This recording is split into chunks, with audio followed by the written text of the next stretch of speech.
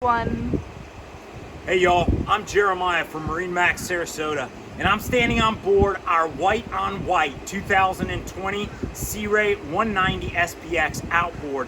Guys, this is a great starter boat for the family who has a few people to move around and wants all the ability of a saltwater boat and to be able to do some water sports while you're out there. This boat at the back has a Mercury 150. More than enough horsepower in one of the most reliable marine engines, and it doesn't matter if you're pulling tubes, a skier, whatever it may be, it's there, it's ready, and it will do it for you.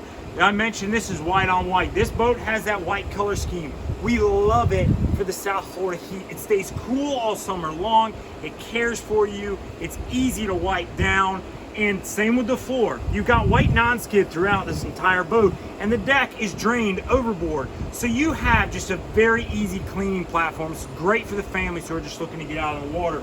With that 150, you've got hydraulic steering here at the helm and a full bevy of gauges. Keeps you aware of everything that's going on the motor, and you have a depth gauge over here just to pay attention because we get some shallow water. That stereo from Fusion takes great care of you at the sandbar.